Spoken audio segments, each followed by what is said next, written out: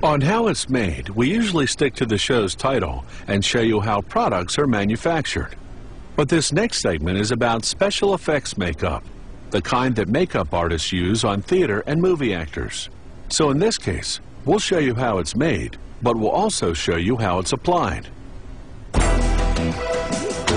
Watch as this special effects makeup artist works his magic to transform this 28-year-old woman into a senior citizen.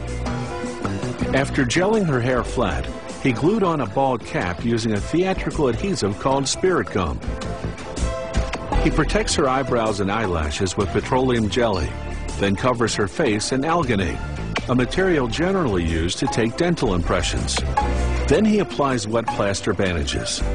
After 25 minutes, the materials harden into a mask. Now he lines it with plaster. In a half hour, the plaster hardens into a perfect replica of the woman's face. Like putting non-stick spray on a baking pan, he coats the model in a release agent. Then, using professional-grade plasticine, he begins to sculpt an elderly face. He smooths out the wrinkles with strong rubbing alcohol so they'll look realistic. He uses a bumpy rubber pad to give the skin an aged orange peel texture.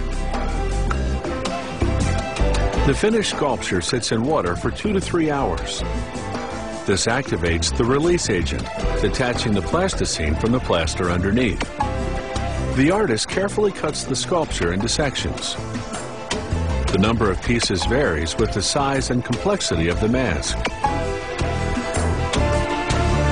Now he can start producing the mold he'll use to cast the elderly woman's face mask. First, he takes a thin plaster impression of each piece. Then he coats the impression in plaster to make the positive half of the mold.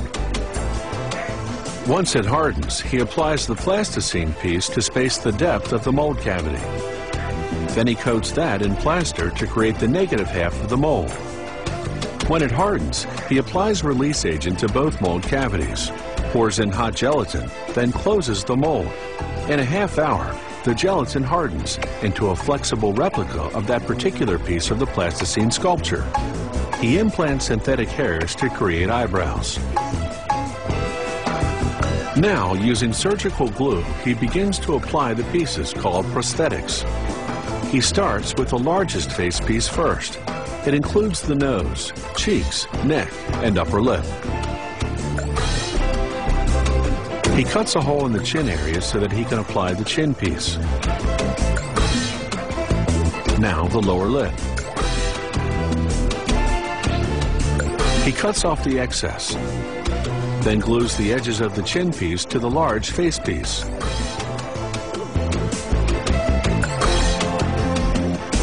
Now for the forehead. Again, he applies glue along the edges to connect it to the rest.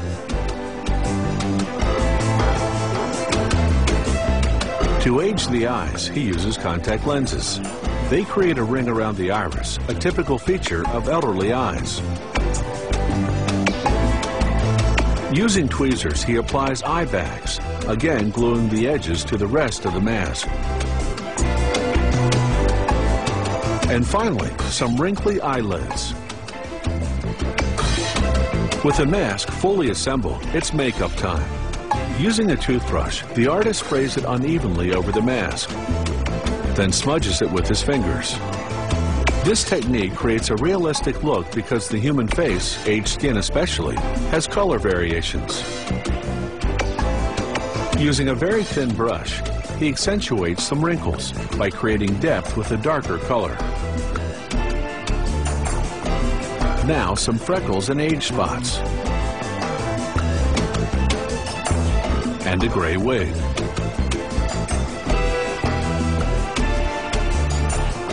And finally, just a bit of lip color because lips dull with age. All this takes an experienced makeup artist about a month of work. And such expertise doesn't come cheap. A major transformation like this for stage or screen can cost up to $10,000.